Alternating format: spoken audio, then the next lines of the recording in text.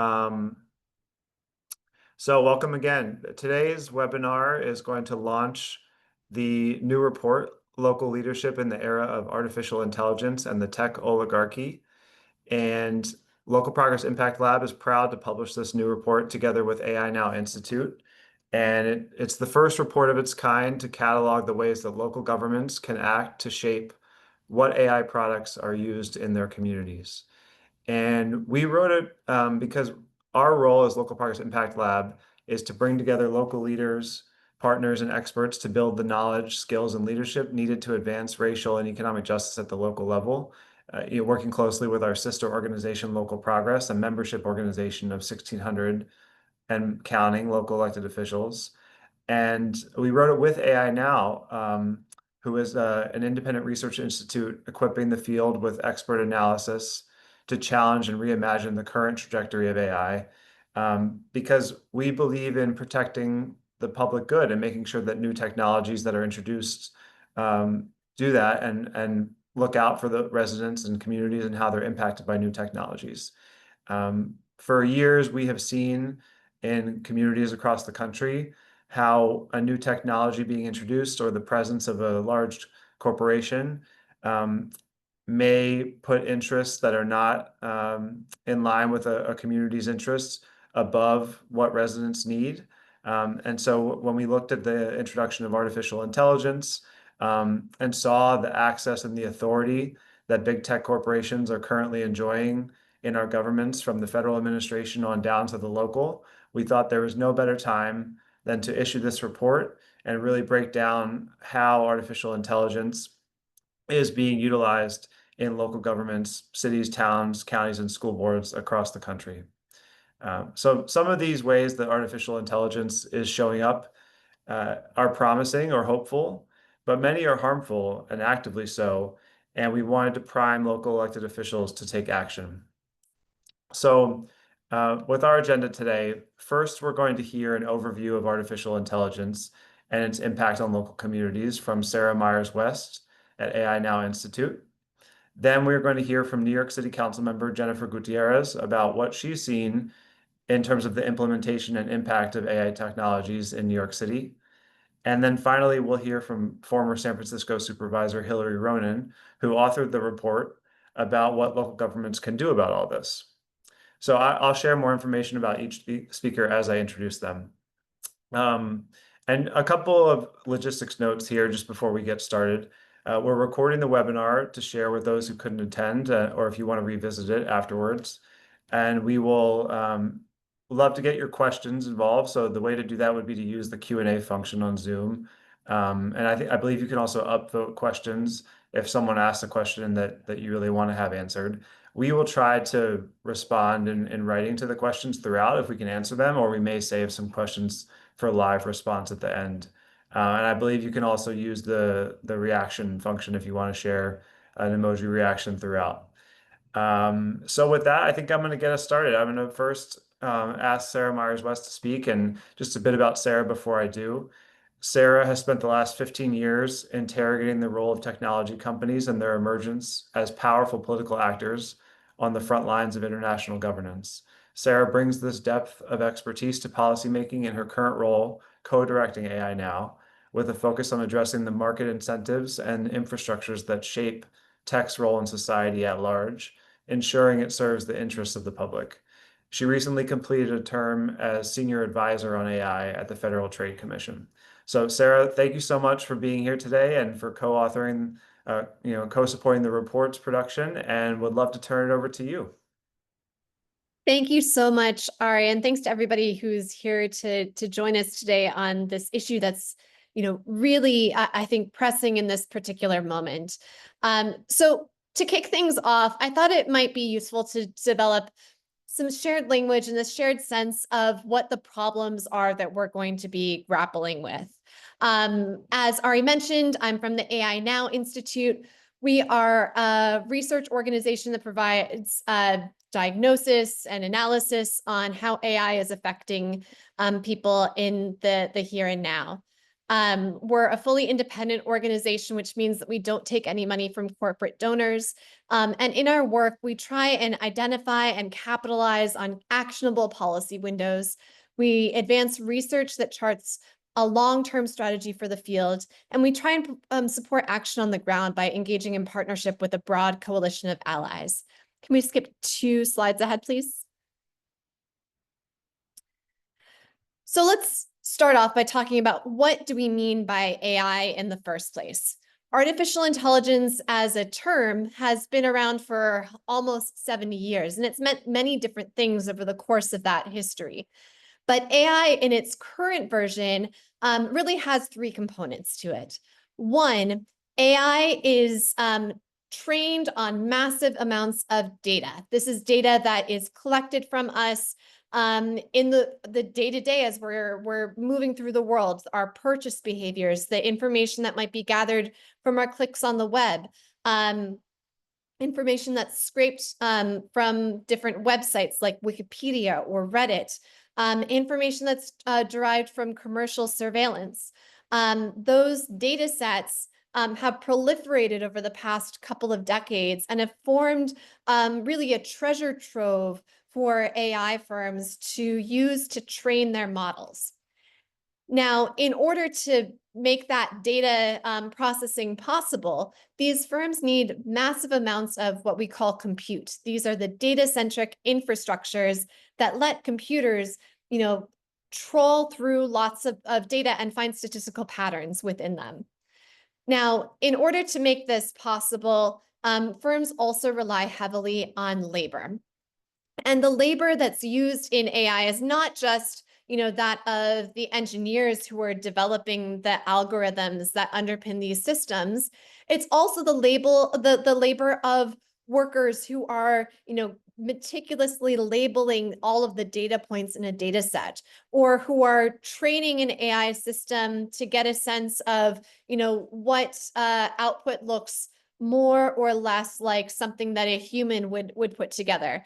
There's this huge underlying, very human apparatus that is involved in the processing of AI, and that's really shaped the way that AI works in the world. So although many of us are, most familiar right now with things like ChatGPT, with generative AI, which is AI that, is used in the production of text or video or images that look like something that a human put together, it's these 3 components that underpin a much wider swath of AI. So generative AI sort of follows this rubric, but it's also this rubric that forms algorithmic decision-making systems that are used to make determinations about, what mortgage rate we're going to get, or whether we get called in for a job interview. There are many different forms of AI out in use, but the thing that pulls them all together is that they're making statistical predictions based on huge amounts of data, using huge amounts of compute, and that there is a vast amount of human labor involved in the process. Now, what's key here is that there are only a few firms that have dominated these 3 resources that are needed to build AI in this way.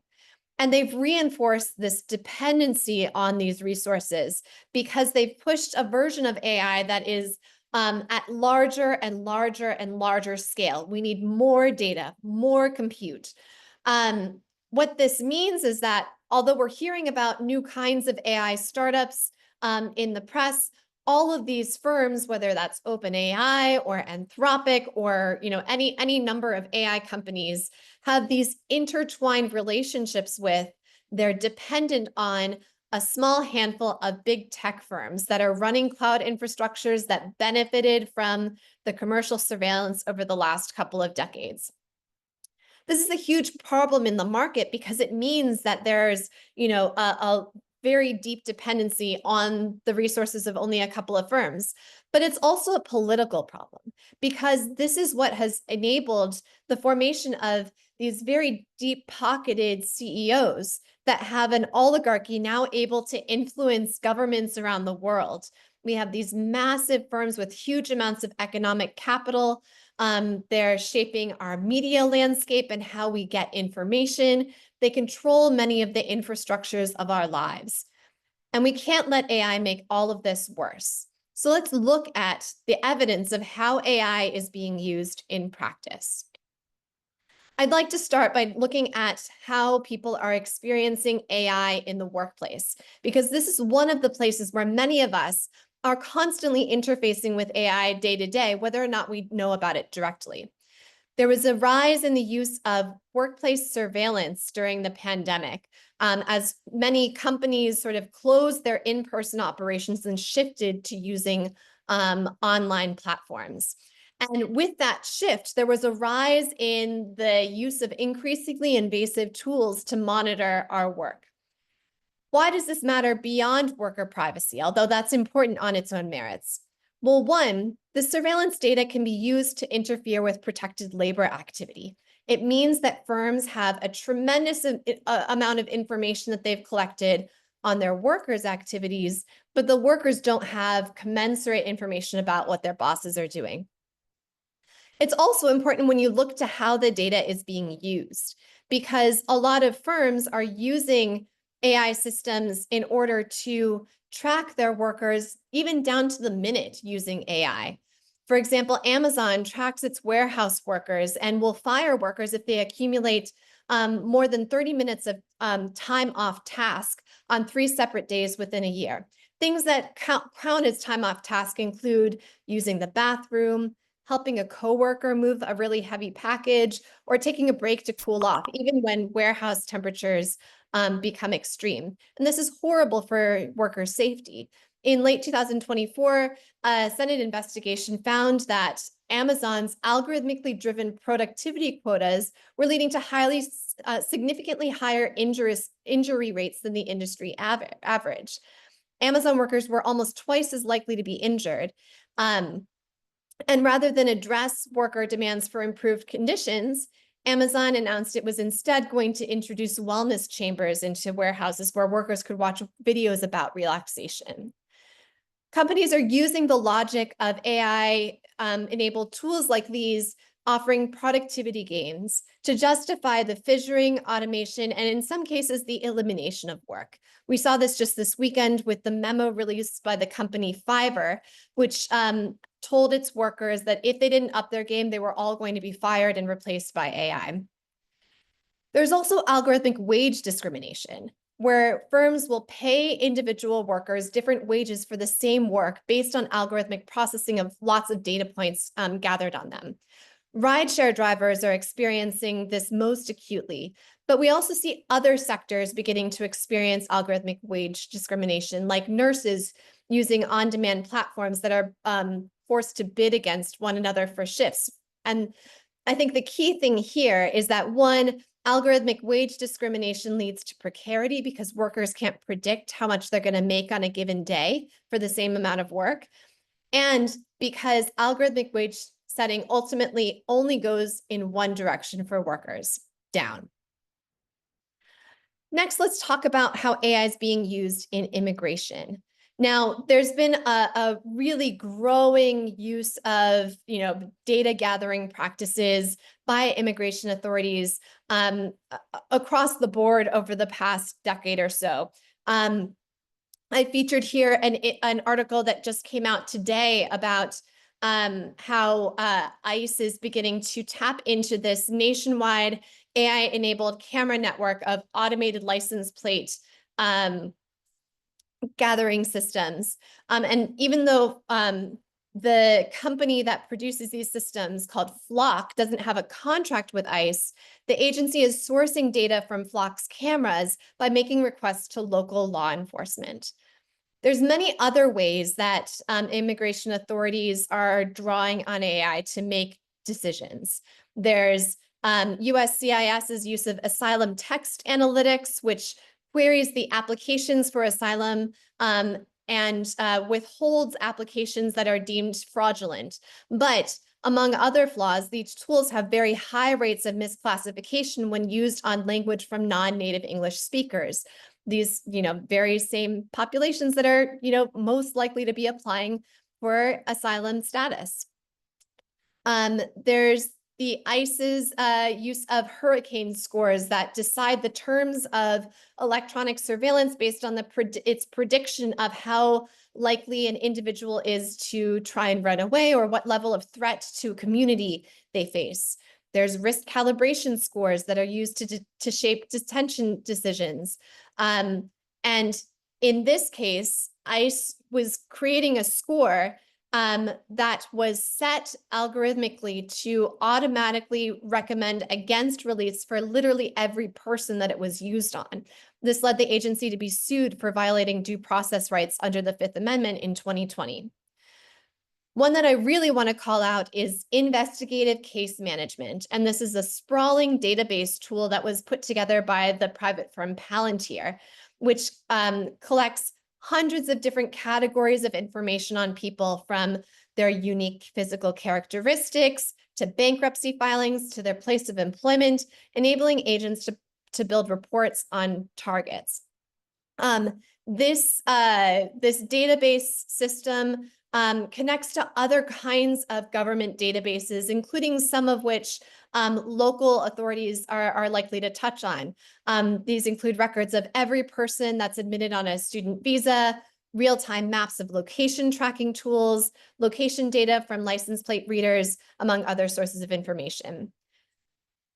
In a new contract, Palantir is going to add on an additional platform called Immigration OS that will give ICE near real-time visibility on people self-deporting from the US, and will create a master database that will integrate data from the Social Security Administration, IRS, HHS, including data that's been obtained by DOJ teams without observing legal and procedural requirements.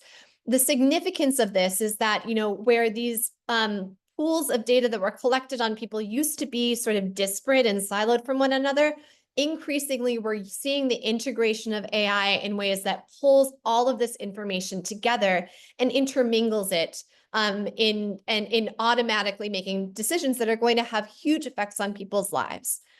Now, the use of these tools sort of provides this sense of objectivity, but masks all kinds of flawed practices, mistakes in the data across the board, and not only makes those harder to see, but makes them almost impossible to remedy. It's also, algorithmically coded in ways that will reflect the very steep political pressure on immigration agencies to restrict asylum, humanitarian relief, and other forms of immigration. So we're seeing the use of AI to set defaults and proclivities that are going to ultimately make it much harder for individuals to get a fair shake in the immigration process, and will deny their due process rights. Lastly, I want to talk about AI and infrastructure. Now, we've all likely been hearing a whole lot lately about the big push to build more and more data centers across the United States. AI firms, because they've arrived on the idea of building AI at larger and larger and larger scale, are pushing for a massive expansion of data centers and the energy capacity to power them. Now, this pitch hinges very intensely on potential economic growth. So the potential future gains that we're going to see through AI, or the potential gains for local communities. Now, these are very hypothetical projections here. If you look at a data center, it's not like this is a space that's teeming with human activity. And I think that that's important to bring to the table when we're hearing the pitch that these are going to bring lots of jobs to our communities. Now, the harms, however, are very definitive and clearly documented. There are direct impacts on community health because of the rise in air pollution produced by these data centers. There's an increase in energy costs for consumers, and often the energy supply becomes much more unstable where data centers are drawing on transmission lines. Data centers are drawing often on public aquifers to get at the water supply that they need to cool down the computer chips. And there are direct environmental impacts. There was an executive order, for example, that promised to boost the production of coal in order to power data centers. And the strongest effects of across all of these fronts are going to be on rural and indigenous communities. Now, there are a number of local organizations that have already taken on the mantle to push back and advocate for community rights. For example, Citizens Action Coalition in Indiana has called for a moratorium on new data center construction because of the huge resource constraints and cost burdens that these data centers are posing on their communities. And Memphis Community Against Pollution in Tennessee has pushed back against the public health and environmental impacts of the AI data center build out pushed by Elon Musk, which was built near historically Black neighborhoods that are already facing elevated cancer and asthma risks. So if there's one thing that I want you all to take away from this presentation, it's really that now is the time to prioritize action around AI. And that's for several reasons. One, as I started with, billionaire control of AI poses real risks to people and government. There are direct democratic harms with allowing firms to grow this big and this politically influential. Second, there are many ways that AI products and their infrastructure are causing harm right now today. We don't have to wait around for the hypothetical future risks. They're already impacting our communities. And local communities and elected officials are going to be best placed to address these frontline harms. What do we do about it? Well, there's a number of areas that we think are especially ripe for action. And Hillary soon is going to get into some specifics on what local elected officials are best positioned to work on. But there's a couple of things that I wanted to call out. One, it's a critical moment to protect our institutions from AI capture. We've already seen the havoc that DOGE teams have been able to wreak on our federal agency infrastructure, and there's a danger of similar forms of damage coming to our local institutions. It's important to right now reject the premise that you're going to see more efficient government that comes through AI implementation. Instead, we can enact a zero trust policy agenda for AI. What does that look like? It's common sense requirements, like as you're standing up procurement processes for AI, making sure that they start with the question of why use AI in the first place, rather than try and fit AI into every possible place that the government touches on. And secondly, introduce processes that validate that these systems are fit for purpose, that they're working as intended, and that data is being protected and adequately secured. Thank you all very much. I'm excited to hear what Councilmember Gutierrez and Hillary have to add.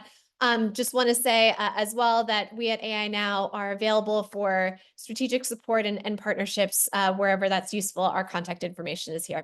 So thank you all.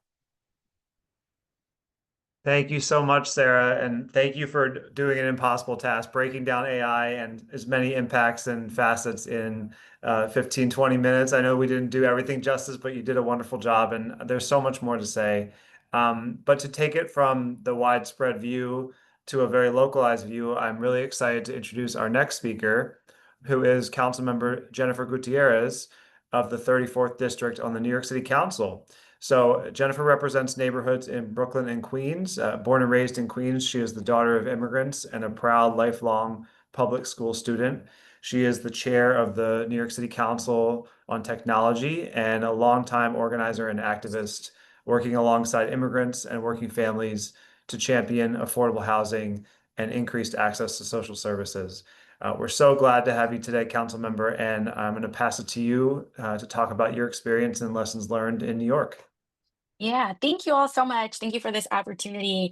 Um, for folks here who are far more advanced in all things tech, I'd like to apologize for the very plain presentation, but that I hope will just only encourage you to listen more than to what's on the slide. So like mentioned, I'm Jennifer Gutierrez. I'm a city council member. I represent the neighborhoods of Bushwick, Williamsburg, and Ridgewood in New York. I also just want to say that I don't come from tech, right? I shared in my bio, I'm an organizer, I'm an advocate. I love the work that I do, being a representative for my community is a huge privilege. But when I wanted to chair this committee, it was really solely focused on the fact that I really wanted to bring universal broadband to my community and the city. And so being able to chair this committee for the last almost 3 years now has really gotten me really interested and excited about how we talk about the responsibility and role that government plays in integrating tech and tools like AI to services, and whether or not New Yorkers are really being brought into the fold of understanding the impact. So I think I am a really good candidate to talk about these things for my community because we're not all tech experts, but we all use tech every day. So we can go to the next slide. So just a little, as if you needed to affirm more, look at that little robot. In New York City, there's over 8.25 million New Yorkers. We've got 5 boroughs. There's 51 council districts. Every district's got about 170,000 residents. We have 35 committees. And I am emphasizing this because my committee remains a very small committee. Every committee has a minimum of 5. Some committees are large. Some committees have 20 plus members. And committees really cover everything pertaining to our housing department, our buildings department, our preservation department, our education department, and then of course our technology. And so it's a very, very tiny committee. And in the past, we really covered a really small amount of topics. And since chairing, when I first got elected, we've been able to cover so many topics, including crypto and blockchain, including AI in schools and in other agencies. And so I really worked really hard to educate myself on this topic and really take on the responsibility of creating change in this area along with my constituents and with New Yorkers, and enjoy those little New York City pigeons. Next slide, please. So AI is here, obviously. And I also just want to shout out the authors of this report. I think it's so comprehensive and such a great guide for folks to understand kind of the various facets in which AI is impacting our lives nationally and potentially locally. And so I really enjoyed reviewing it and reading it, and I hope others do take their time with it as well. But AI is 100% here, right? It's in our phones, but for the purpose of this discussion, AI is very much in our local government. Some examples of that, and I think the 2 that I'll spend some time on are the Administration for Child Services, which is ACS. They currently use predictive analytics in determining whether a child is in danger. And I'll go into that a little bit more about how that impacts particularly Black and Brown families and the impacts that it has on communities outside of those families. The New York City Police Department utilizes facial recognition for policing. We also have facial recognition being utilized by private industry at venues such as Madison Square Garden. And the city's Department for Education, New York City Public Schools, and HPD, the housing agency, also uses algorithms for placement into programs and housing. And that is my oldest daughter right there using a laptop, just to further prove that every New Yorker is utilizing AI. Next slide, please. So I want to just say this one time, which is like, I think AI is cool, but I also think it's not all of it is cool, right? What we heard from just Sarah a few minutes ago as well is that these tools are being utilized at a far more dangerous rate for which the average person can really compute and understand. And that's why it's super important that we create safety and guardrails and that we spend time in empowering our communities to understand what they look like, how often they're being utilized, and how they're being used to make determinations that impact your life. And so, in many cases of these agencies, New Yorkers are not aware that ACS, for example, is utilizing the tool to monitor them as they raise their children. Parents were not previously made aware of how these tools were making recommendations on curriculum and how to support their child. And so, while our mayor is, I think, very gung ho on promoting AI, and digital tool like other digital assets like Bitcoin and crypto and hosting whole summits, we really need to do more in New York City to create a safe and sound and transparent system. So it's definitely got to be more than just swag and vibes. Next slide. There is real harm, and I will just highlight these particular agencies because these tools are biased and they operate under biases. It's essentially how they're able to function. For example, ACS, their tool uses historical data. And what it does is it looks at a couple of years and teaches their system to look for parallel cases where a child was harmed to determine that now in the future there should be flags on this particular family. And that is a problem because in New York City, Black families are under ACS investigation far more than white families. So already they are in a vulnerable position. And in every instance, they don't even know that they have no understanding of the fact that there was an AI tool that flagged them, and it could be for any reason. And now they're under investigation, and now they are potentially at risk of losing their child. The New York City Police Department uses facial recognition, but doesn't track or report on accuracy. And a really good example of that is ShotSpotter, which is, in many ways a tool that is utilized by many cities. And I will just say that we here in New York City, for those of us progressives and folks really trying to create reform, really go hard on ShotSpotter and its efficacy. Our New York City comptroller last year, I believe it was last year in 2023, released a report really challenging its efficacy. A really awesome group of legal providers, Brooklyn Defenders, who I work very closely with, did their own report in and determined that, of this $22 million contract that we have in New York City with Sound Thinking, that we've had since 2015, which just this year got renewed, the amount of times that there's evidence of a gun is significantly low. I believe Brooklyn Defenders analysis was that in the last 9 years, only 1% of all ShotSpotter alerts resulted in a gun being removed. And then ultimately, what that translates to us in our communities, and a community much like mine, is that my community, Black, Brown majority, is being over policed. The Chicago audit also assess similar things, which is that, this is like a waste of time. This is a waste of money. This is certainly a waste of a contract. And so communities like mine don't even know that ShotSpotter is a tool, right? Microphones are being placed all over the neighborhoods, on lampposts, on mailboxes, and they're being heard. And so it's really important that we ensure that New Yorkers understand what's happening. And so local law 35, which was a law that was passed before this cohort of members, mandated that every city agency report on AI tools. And so in theory, great, responsibility, transparency. However, their most recent report demonstrated that about 55 submissions were included in the report, meaning agency said, there were 55 tools in total, AI tools in total that the city was using.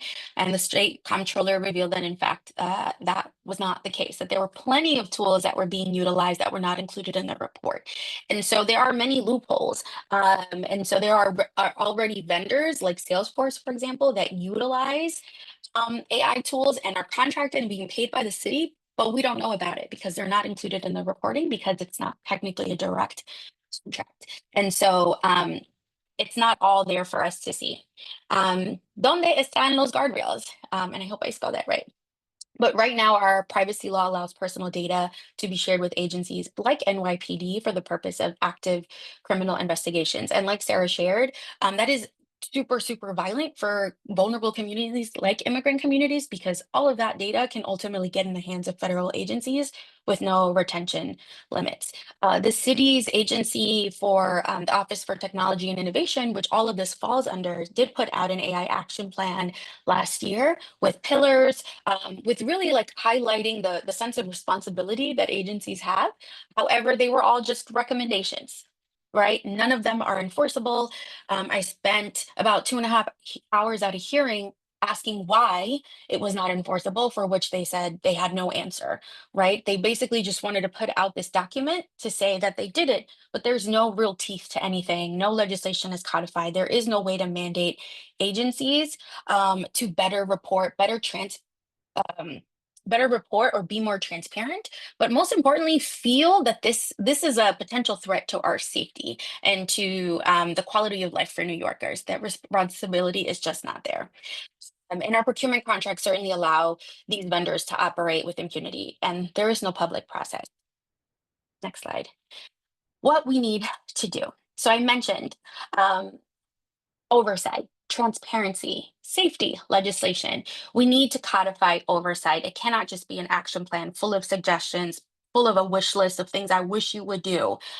There has to be no half stepping. So one of those ways is by legislation, and really being as legislation allows a public process.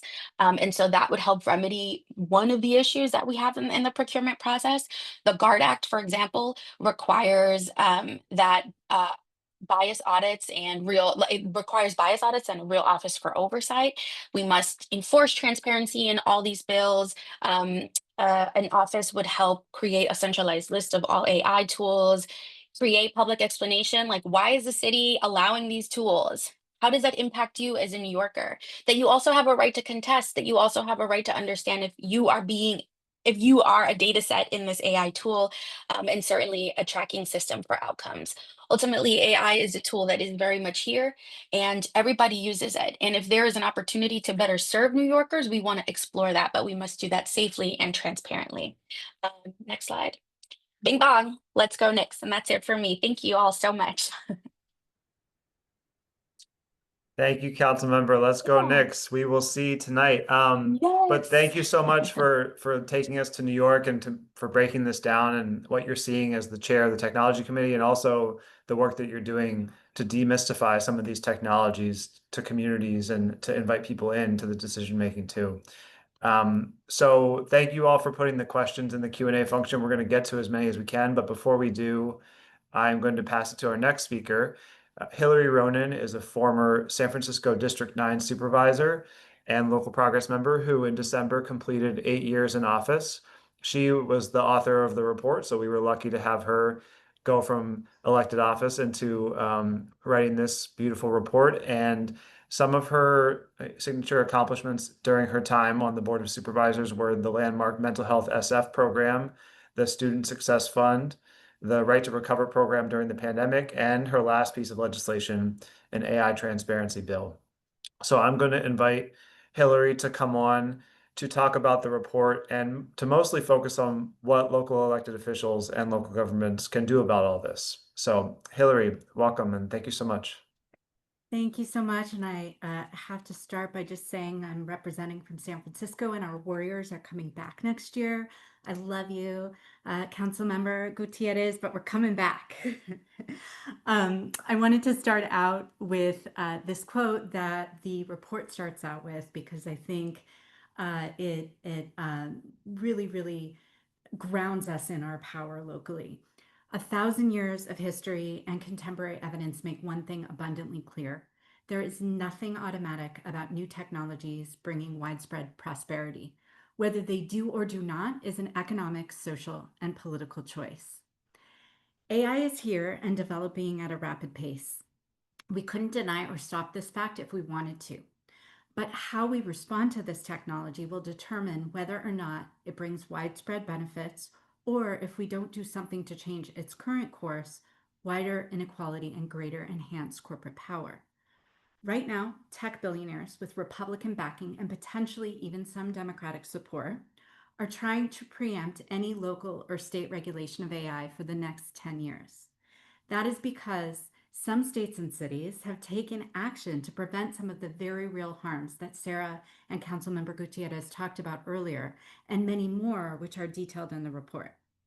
Local lawmakers and communities have the power and the ability to steer the use of AI and digital technologies in a responsible direction. If we do that together en masse, and the more we do that in coordination with movements on the ground and work at the state level, the more we can impact whether this technology advancement is ultimately positive for human beings. Next slide, please. There are many ways we can act right now to address the harms that this technology is creating and to help shape the way it is developed and unleashed upon us. The report points to 4 primary categories of action. The first is overseeing and controlling the way our own cities and counties, governments use AI.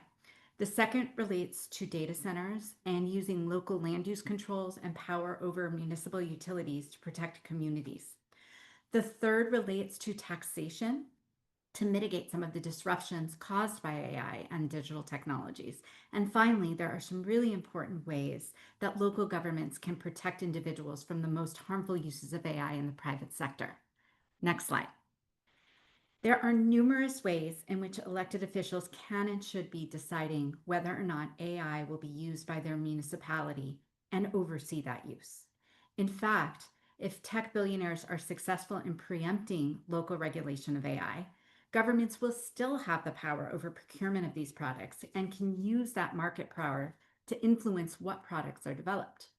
The report details several areas of work here, but for time constraints, I'm only going to talk about 2.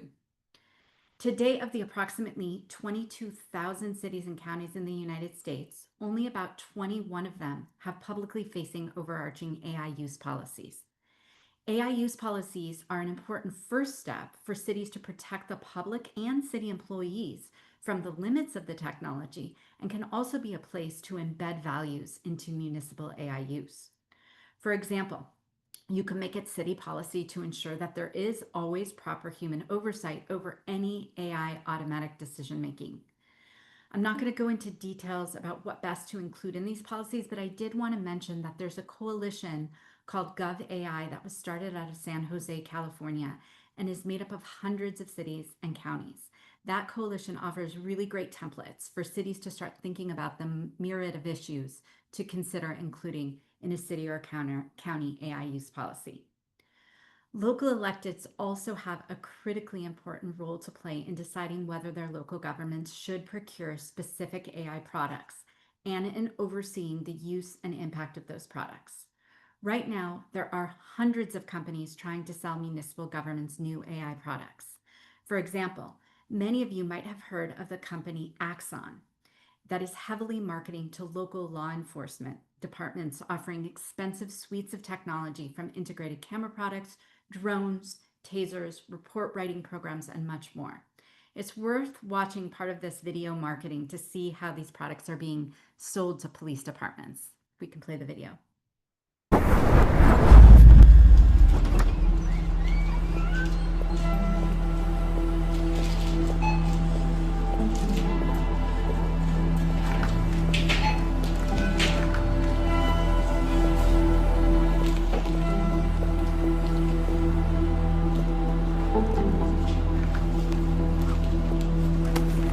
Anything I can help you with, sir?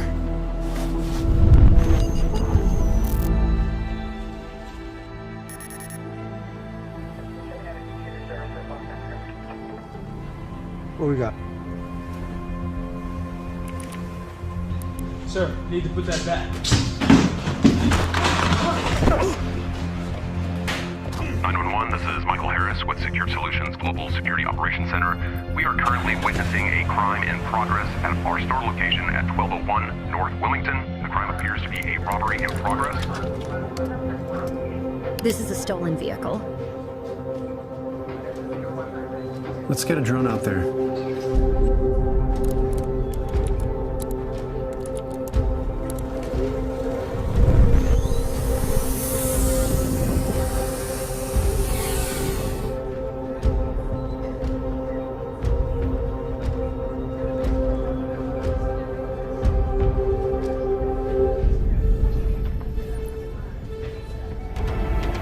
Suspect car located, heading north on Columbus.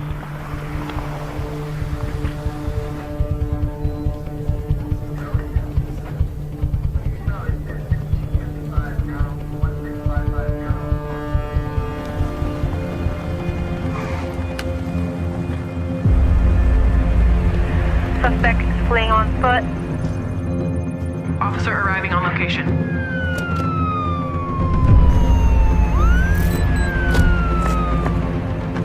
Vehicle's empty. Do we have eyes on suspect? building. Officer in pursuit of suspect.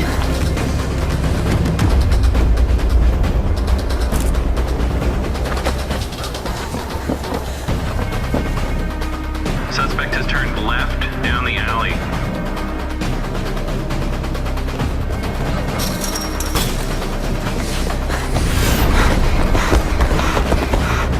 Stop! Police! Get on the ground! Get on the ground! Put your hands down! Stop where you are! Taser! Taser! Taser! Suspect down. Taser deployed.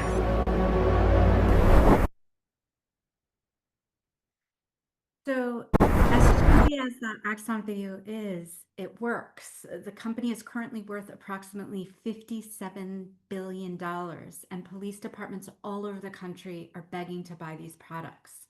The video goes on to show the female officer using AI to write her police report of the incident based on her body camera footage. Elected officials need to be asking the hard questions. What are the conflicts of interest and other issues when a weapons company develops and controls the AI products that interpret the footage from their own body-worn cameras and then write the officers' report drafts from that footage? Axon recently entered into a partnership with Ring Camera System, allowing them to access cameras all over neighborhoods, communities, and possibly even inside people's homes. With Axon and all the companies selling these AI products, electeds can and should take steps to address the enormous civil liberty concerns related to the extensive levels of surveillance, monopoly trends, the accuracy of the products, the transfer of limited funds from the social safety net to billionaire AI companies. The list of issues that need real exploration, mitigation, and perhaps even bans goes on and on. The report lays out a series of 19 questions that elected officials can ask city departments when they seek to purchase and use AI technology.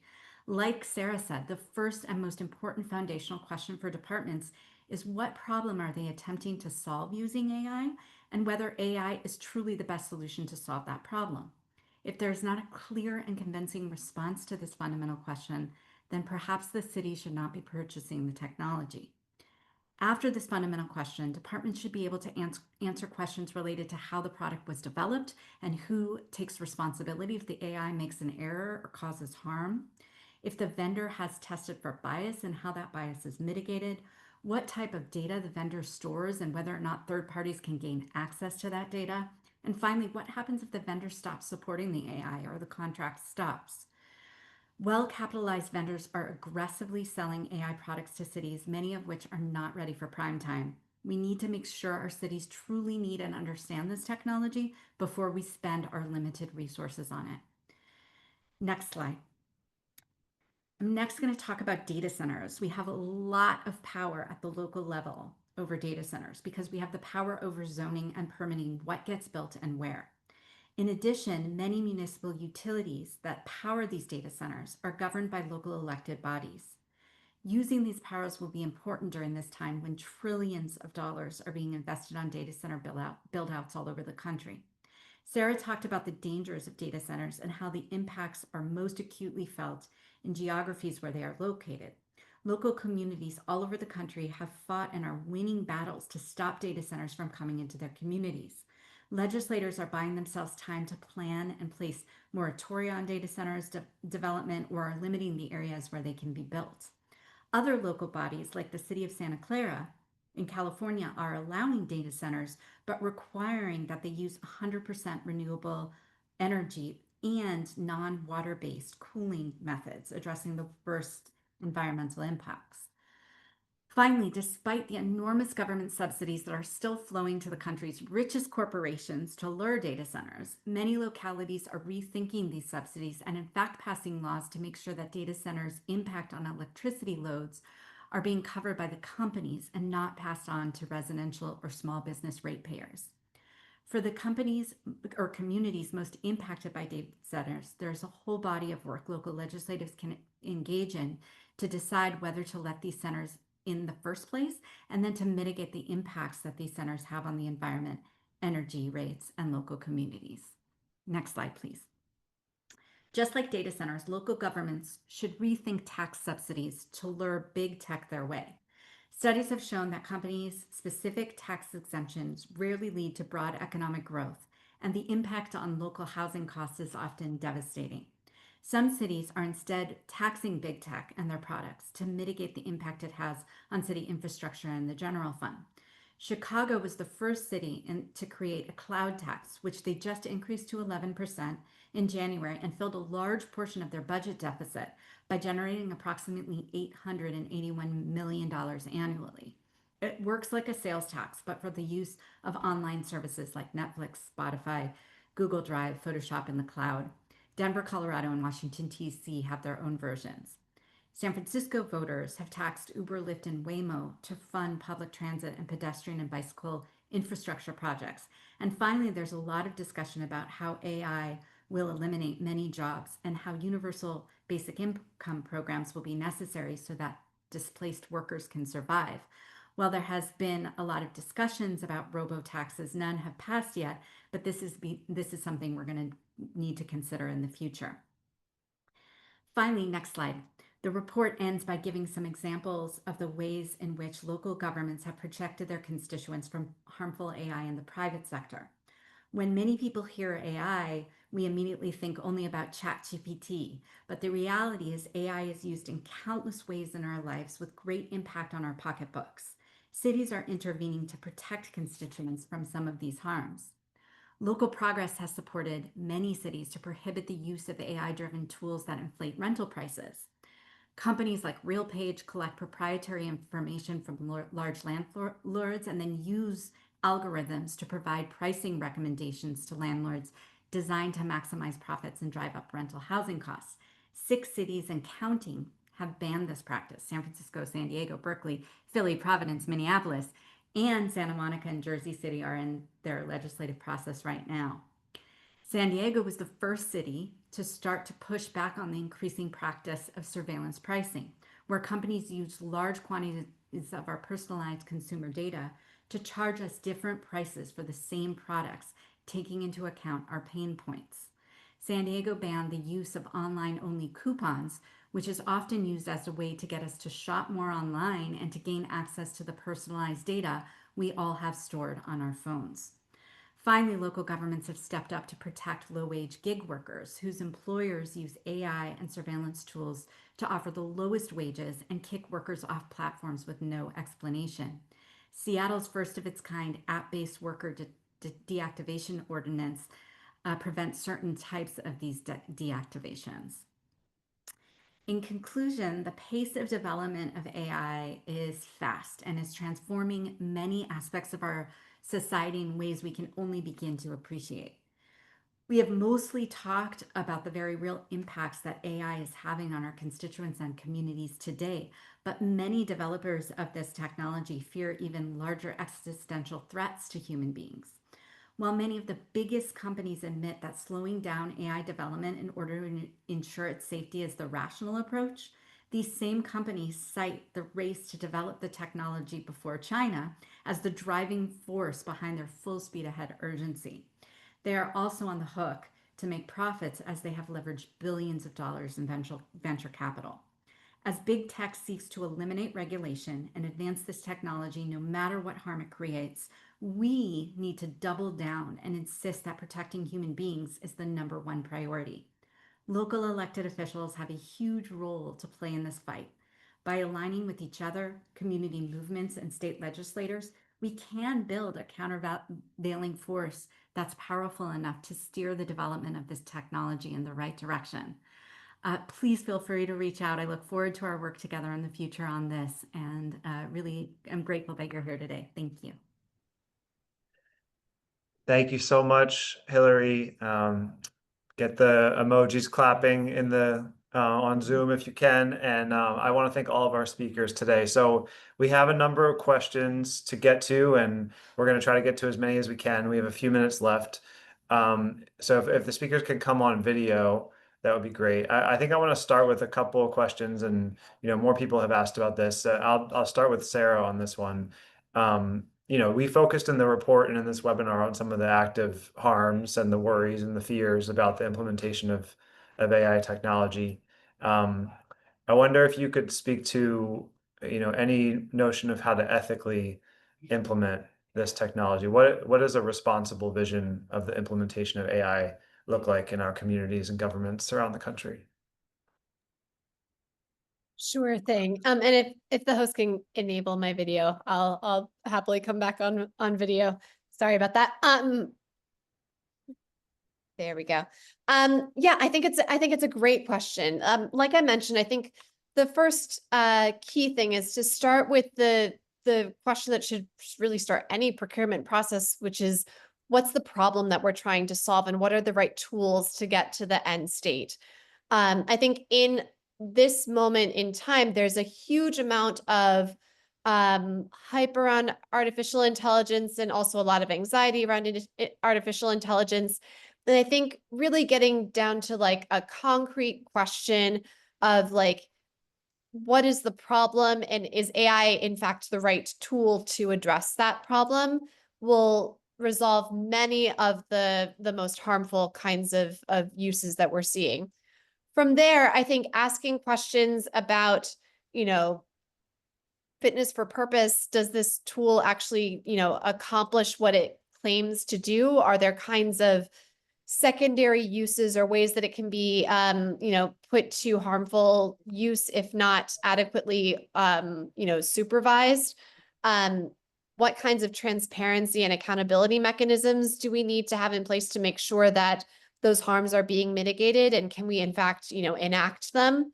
Like, are the affordances of the tool set up in a way that enable that kind of oversight? Or are we dealing with something that's really an opaque black box where, once it's in place, we don't really have any ability to know how the system is working, when it's an error, how to remedy those errors, if they are in fact, things that can be remedied.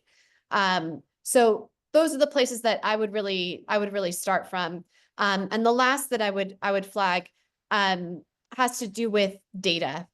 What kind of data is being collected by the system? To whom is that data being made visible? Who could gain access to that data and, put it to uses that may not be what we're intending? How is it being secured? All of this is sort of like baseline boring stuff, but it would really mitigate a lot of the worst kinds of harms that we're seeing with the way that AI is being used in practice out in the world.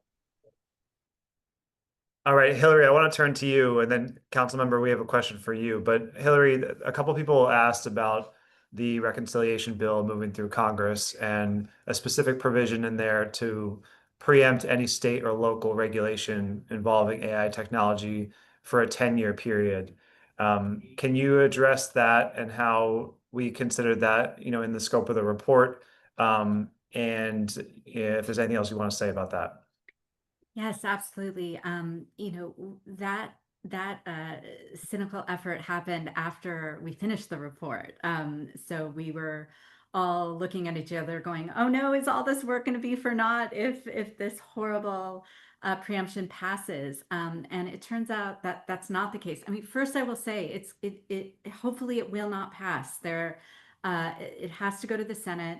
Under a rule called the Byrd provision, that preemption is not related to budget revenue or spending, and so shouldn't be in the budget reconciliation rule at all.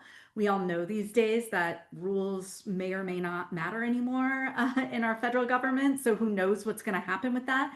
So we all need to be fighting that preemption with everything we've got. Call your representatives in the federal government, and we need to fight this because it's important that we have especially broader scale state regulation that is protecting us from the harms of it that are providing.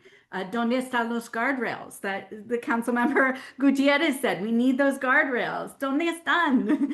And we cannot have them if we do not, if states cannot regulate. But the good news is that on the local level, all of the vast majority of the strategies that we outline in the report would not be impacted if that preemption does ultimately pass. They cannot tell cities and counties what we do and do not use in terms of AI.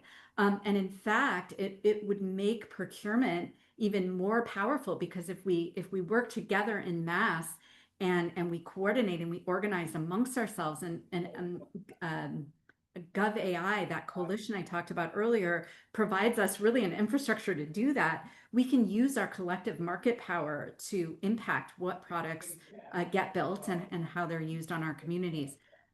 Same with taxation. Same with data centers. The preemption issues do not take away any of our land use controls or our controls over municipal utilities. There might be some impact on some of the work we're doing around preventing the harmful uses of AI in the private sector, like the real page efforts. But a lot of those real page bans are based on antitrust laws and not on, something called AI, prevent us from regulating AI. So the point is, we need to fight this preemption attempt hard. But if it unfortunately passes, which hopefully it will not, there is still plenty for us to do. Okay, we are reaching the end of our time, but I think we're going to do one more question. Councilmember, so much of the conversation around the rollout of new technology or a corporate influence coming to a locality oftentimes doesn't talk enough about what everyday people think and how they can be brought into decision making around this. So what have you seen be effective, or what are you trying to accomplish in terms of having everyday constituents be part of these conversations? Thank you. As the chair of a very small but mighty committee, I think I've seen kind of what brings people out and what doesn't. In New York City, at least, the conversation around, and I know someone put a question similar to this in the chat, the conversation around like any AI tool in their kids really gets people. And rightfully so, as a parent, naturally, right? And so that conversation around AI tools being used in our Department of Education, tools that were being utilized in a very positive way, is what we learned, right? It was being used to promote students, to get them on a faster track to graduate. And so, but that conversation alone, because it required safety, like all the mama bears, and I say this loosely for all caregivers, really came out to that discussion. So anything having to do with like children and their education and the role that they have to play, I think really put people out. And maybe this is something that is only for New York, but anything that is going to compromise like their view. So we have we have Link NYC, we have these 5G towers, which are really huge. And Ari, you've seen them, the amount of people that came out because they did not want these like massive towers. And, we were talking broadly about connectivity. But for people in New York City, we all live, on top of one another. And so this idea of like putting technology where very limited public space exists, that really got people out. And so I think something that it has to relate to you on a home level. You have to be able to really say like, oh, this could easily be me, let me come out. And those have been the topics or the conversations where we've seen people really come out. Surveillance is a big one, obviously, and we've had a really good turnout, but I would love even more of a turnout. And that's why having these conversations about the impact of like a shot spotter, for example, or this ACS tool, which is all really tools that are harming Black and brown people, is really, really important. So I think those conversations that for an average person translate to like how they're utilizing it in their home, how their parents, their grandparents, or their children are utilizing. It's a really soft subject for people. And I think that in my experiences, that has really been able to like turn people out. But there's so many more communities that are being impacted, and that we would only benefit from having their input.